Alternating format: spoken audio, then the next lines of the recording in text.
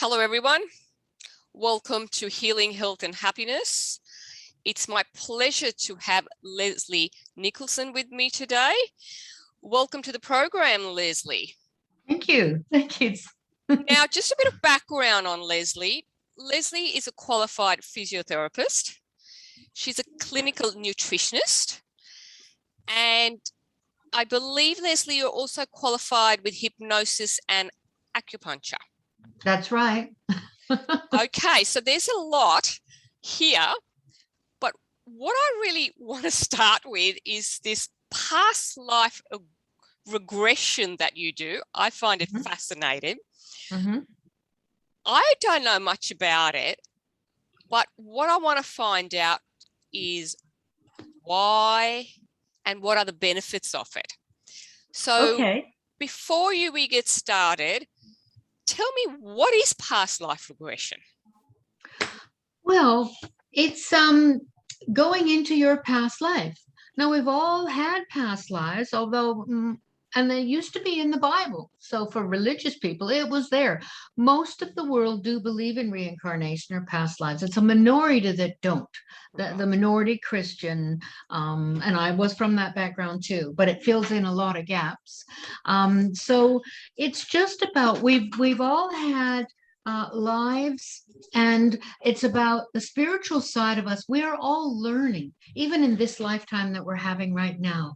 We are brought up into families, and as you know, up until the age of 7, we believe everything that we're told. We have to, as children, we have to, and then we start discerning. But most, even religions, we know that there's ways to behave that are good. But then if you become spiritual, and I don't mean religious, I mean spiritual, you get a sense of what's right and wrong and what's good. And many people, they want to help other people, or they have ideas of how they want to be. And often, very often, we've made these contracts before we've come into this lifetime. So Lesley, I'm going to interrupt you here. What do you mean by we've made contracts? So say you've lived a few hundred lives, and many of us have, maybe any more, and we're looking to evolve. And so before we come into this lifetime, we choose our family, our situation, our astrology situation as well, where we're going to be. And there's much reading that you can do on this. But so say there's an example from one of the books, I'm not sure which one, where somebody is deciding whether they want to go to a beautiful, warm, loving, kind family in Oslo, or there's another situation that would benefit their soul's learning in New York. They're pretty cold, but they're very wealthy. And this person wants to really explore music. And if they go to the family in New York, they'll have the money and the means for them to do that. So that's the choice, right? So often we have so many choices of what it is we need for our soul's development and learning. Sometimes we can come to a really horrible life, or it seems horrible, to perhaps learn patience or to be a teacher. So it's not all karma, like a horrible life means we were a horrible person or did bad things. Not at all. We could have elected to stay in our sovereignty, our beautiful soul, and self-love, and be an example to others of self-love and kindness, no matter what. Say even situations of family violence and horrible, and yet you'll get people coming out of that situation. Some of them could become serial killers, and others will become the most kind, loving people because they want to help children. They want to help people who've had that experience. You can see how we've always got choice, though, always. So what I can gather from you, that each one of us is a soul who've come on earth for a purpose here, and we get a little bit of a choice in that. Quite a big choice. We choose the life that we're going to live when we're ready. Okay. All right. Now I'm thinking, did I choose all of that? Did I? Okay. So that's past life regression. So you can take me, for example, in the past life to see what I actually did, or who I was. Yeah. And how many lives do we go back? Can we go well, back? it depends on the situation. So I teach workshops and I do one-on-ones as well. Okay. So I'm currently running a workshop with an astrology group. They approached me because I'd done one before. Yep. And they want to know the so what I'm going to do is take them into a past life and get their date of birth. And I have done this before. Then we can do the astrology chart for the past life and the current one. And it's all reflect like the 12th house. If you know anything about astrology, the 12th house, there's certain things that show you unfinished business is in the 12th house, and the nodes of the moon. I mean, so we'll probably run that again for others in time. So that's one group thing. That's a special one. But generally, when I run a workshop, it has to be lighthearted. I can't do trauma. I don't want to, because, in a group of people, say even 20 or 30 people, sometimes it's smaller than that, but I can't have a person over there being hung and another one being stabbed. And I can't do that, even though they're significant lives. One-on-one, I can do that because I work in trauma with another part of hypnosis as well. So we go for a talent that you had in a former life that you could use in this one. Right.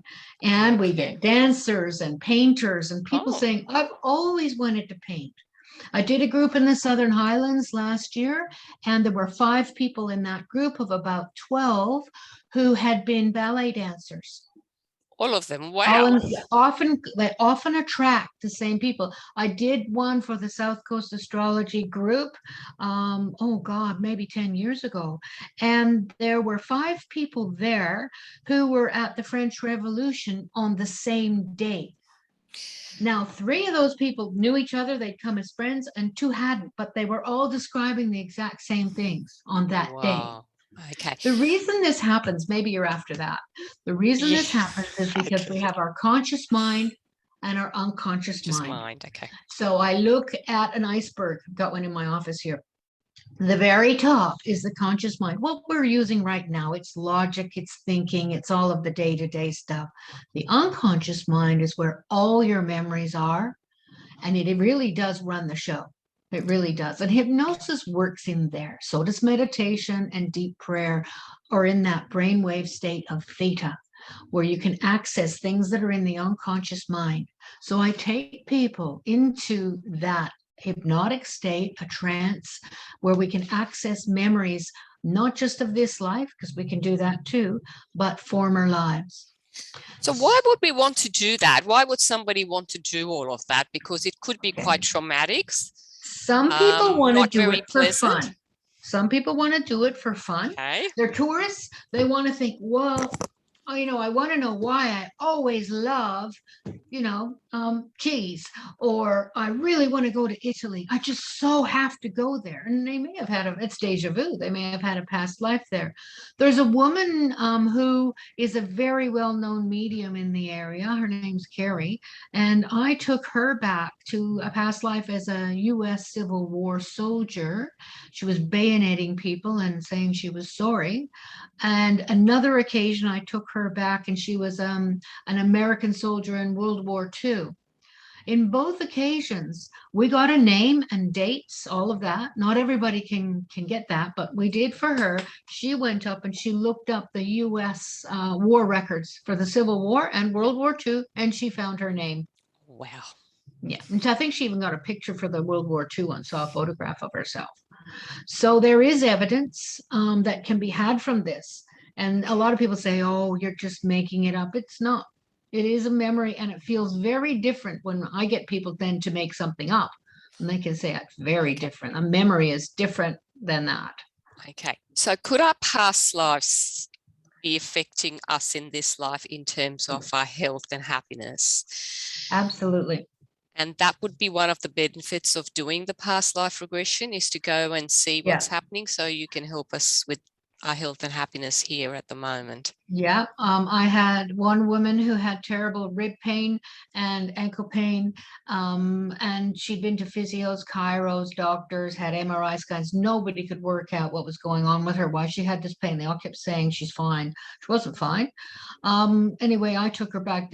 They're often 2 and 3 hour sessions one-on-one to get into deep hypnosis, and it's a very so it's a long story. I'm going to shrink, but she was in, like, I think the 12th century or 13th century. Her father was a very important man that she adored, and he was never around much. And then at one point she was in this wonderful house, think Downton Abbey, just some beautiful mansion.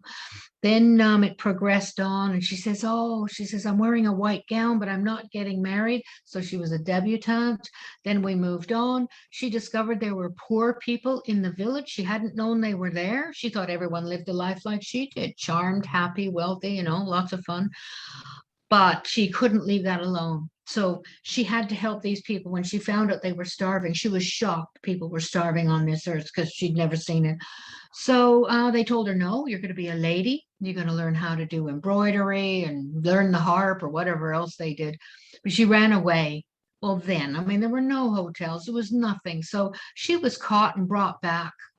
She ran away again. And this time she was chained in this dungeon by her ankle. And yeah, and she was kicked to death, broke the ribs. So when she came into that horrible death, when she came into this life, she had this residual pain around her ankle where she was shackled, and her ribs. And so the therapy can take that away, right? The past life. It's not just looking, we also do healing. Healing. So you actually found a connection of her ankle pain to her past life where she had been chained. Big one. And it's often we get I had another woman who couldn't bear anyone touching the top of her head. We did a past life with her. We did quite a few. Some people jump. They don't just stay in one because we're looking for whatever it is, what the soul wants this person to see, so they can jump through a few lifetimes. Same family group, same soul group, but there was one person who turned out to be her mother in this life now. Everyone else was loving and kind and wonderful. In the most recent incarnation she'd had with this woman who's now her mother, she held her underwater, drowned her. And so she came back not wanting her head touched. But after the session, she didn't mind it. She thought it was quite pleasant. Okay. All right. Whew, that's a lot to take on. So some people just do it for interest and some people do it for their health. So you're able to help them heal. One more I'll tell you of a woman who came to me. She'd been with this man, and she'd broken up with him 4 times, but she kept being drawn back to him. It was like she couldn't break up with him and stay away. She felt this draw to him. Anyway, we went back, and she went into this place where she was crying immediately. I normally take people to a place, but she went straight into this place where she was crying. I'm like, where are you? And she's like, oh, I don't. I said, what's on your feet? You always ask that pretty much. And you can tell, they might say sandals or barefoot. So if they say barefoot, I'm trying to work out, are they a native? Where are they? I'm like, where are you? She says, England. I'm like, okay, is she a cave person in England? Anyway, no, I think it was about the 15th or 16th century. She was again in a very wealthy family, and this guy used to deliver vegetables to the doors. And for some reason, she fell in love with him. She was a teenager besotted with this guy. And she ran away with him, of course, forbidden, and you would be disowned for doing that. So she ran away with this man. And as soon as he had her in this hut, he starved her, he beat her, and he actually killed her. And so she took herself to the last day of her life. I wouldn't have done that, but she just did it, right? So, but I was there, so I can get people to hover above horror scenes and watch what's going on and not feel the pain and get the lesson. It's all about getting a lesson. Why are we here now when you've had so many lives? This is important. Anyway, so she died craving this man's love, that he was never going to love her. So, of course, come to this life, she's wandering around, she meets this guy, and she feels this instant connection, which she thinks is long lost love, which of course it is. So just because you have this wonderful feeling about somebody, or somebody, doesn't always mean it was good.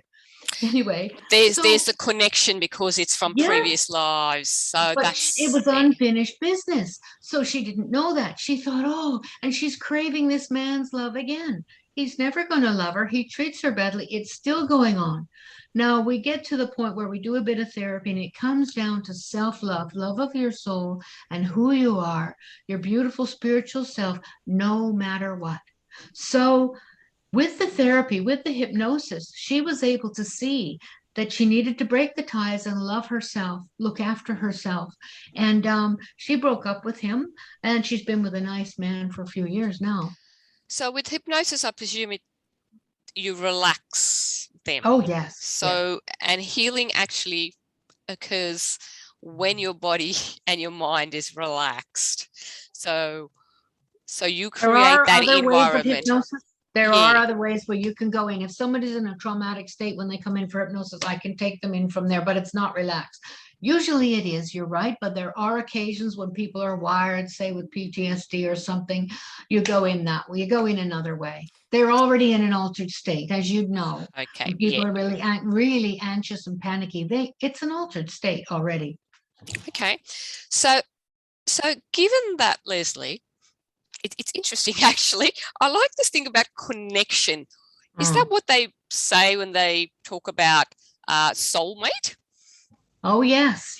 And you can one of the other things I'll do in the workshop is take them to a time when they were with a soulmate.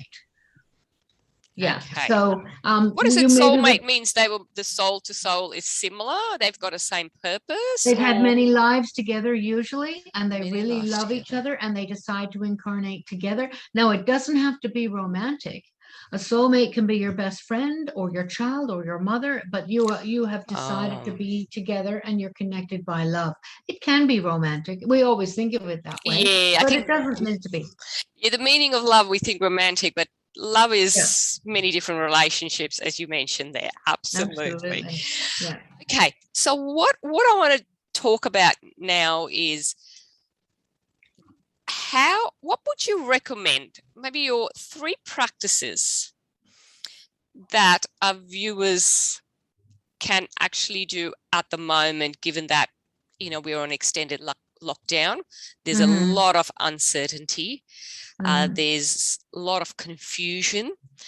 And there's a lot of fear. So are you able to give us 3 practices that they can themselves do? So I will give you that. I'll also say people can contact me if they want to do past life work. I can do it by Zoom.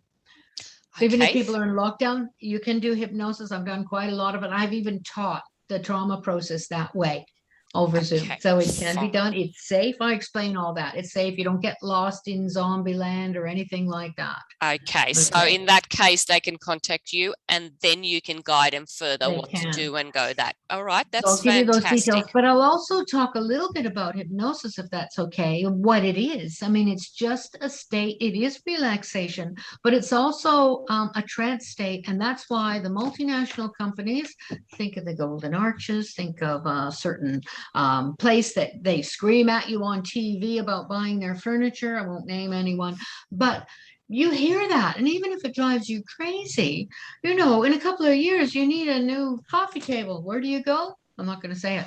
Or, because what happens is when people zone out in front of the TV, they go into a trance-like state, and that's when you're highly suggestible.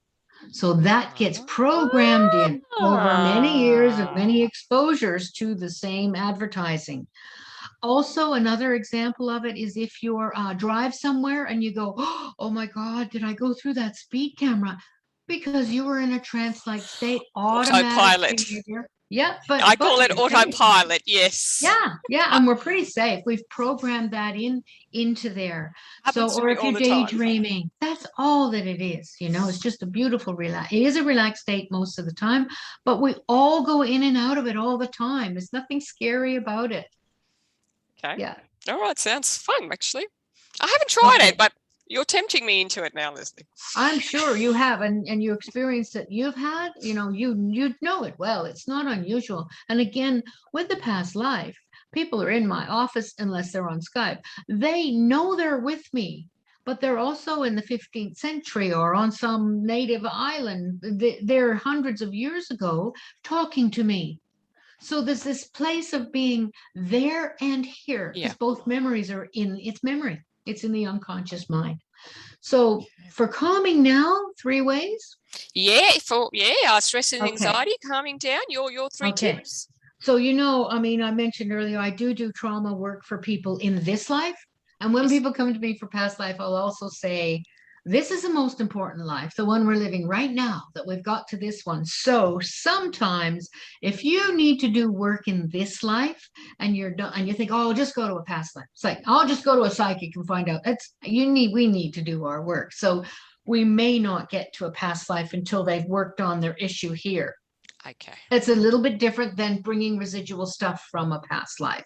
So that often happens. So with the trauma work, I teach people to come. There's one we call bum on seat. Okay. Bum on seat. And we could do it right now as long as people aren't driving or anything. Okay. You feel it's getting out of a panicky, crazy head where you're anxious and there's a million thoughts going around, monkey mind. Okay. So you take a big, deep breath. You breathe out. And as you breathe out, you feel yourself sinking down into the surface that you're resting on. Oh, okay. And you feel the weight of your body on the chair. Feel it now. Feel the weight of your physical body on the chair. Feel your feet on the floor. Lean back into that chair. Or perhaps you're in a mall and you're leaning back against the wall. Feel the weight of your body against the wall, sitting in the chair, the physical weight. And then turn your attention to your breathing. Don't focus on your breathing so much as your ribs moving in and out. Notice how they change their movement as you move in and out. Breathing. That's right. And then change your awareness, your focus, onto the sounds around you. There could be a clock ticking inside or music. Maybe cars drive by outside. Perhaps there's people talking. Don't listen to what they're saying, just the sound of talking, and go from sound to sound to sound. Then take another big, deep breath and open your eyes if they were closed. Okay? How does that feel? Feels relaxed. Because when people are really anxious, they're in their heads with millions of thoughts running around. This process takes you away from your head into your body. Yeah, that's the other thing. I've sort of never focused on my ribs. No, I've never paid attention. No, that's right. So, this is new. So you take your head away from the scrambled things that are going around into your body, the physical sensation of your body. You could do the temperature of the room too. What's that? Is it cool? Because you're getting out of your head. Okay. Okay. Another one, which most people know about, but they don't really understand why it works, and that's deep breathing. Now, I've coined the one I like to teach people because it's easy to remember. I call it 7-11. 7-11? Why are we breathing 7 times? Which can turn into 11-11, which is a number I love. So you breathe in for 7, you hold for 4, and out slowly for 11. Of course, 7, so it's 11. So let's do that now. Breathing in for 7. 1, 2, 3, 4, 5, 6, 7. Hold for 4. 1, 2, 3, 4. Out for 11. 1, 2, 3, 4, 5, 6, 7, 8, 9, 10, 11. Do 3 of those.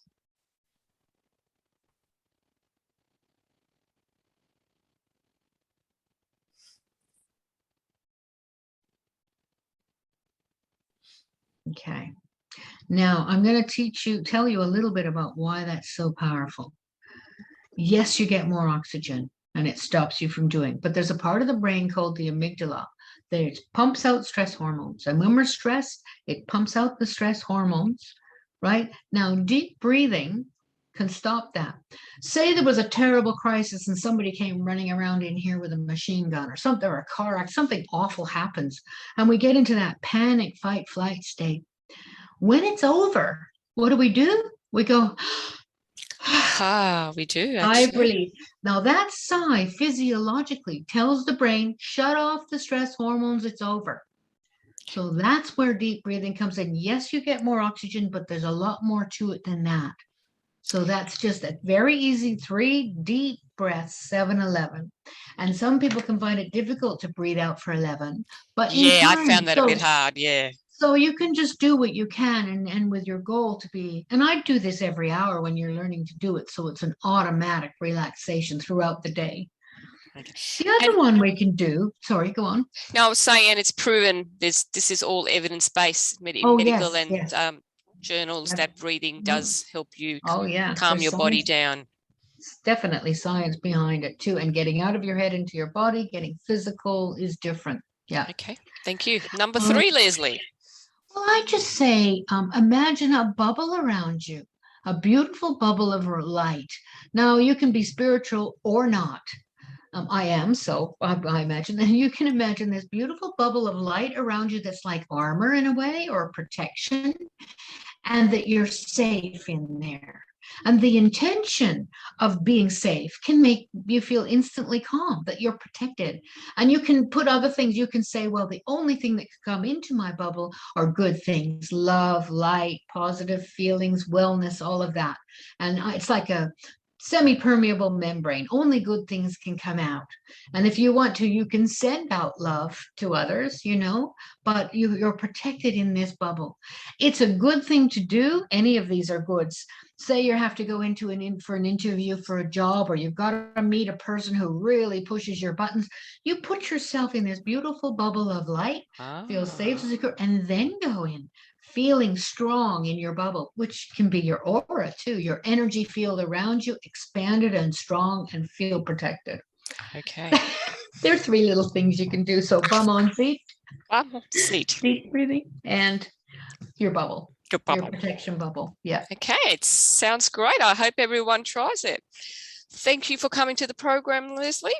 Thank you so much. All right. Okay, so for my contact, can I give you my phone number if anybody would like to do any past life? Absolutely. Yeah. Okay, so Lesley Nicholson, and we're at the Teal Flame Healing Center. The number is 4229-2496. Thank you for that, Lesley, and thank you for coming. You take care, and all the best to you.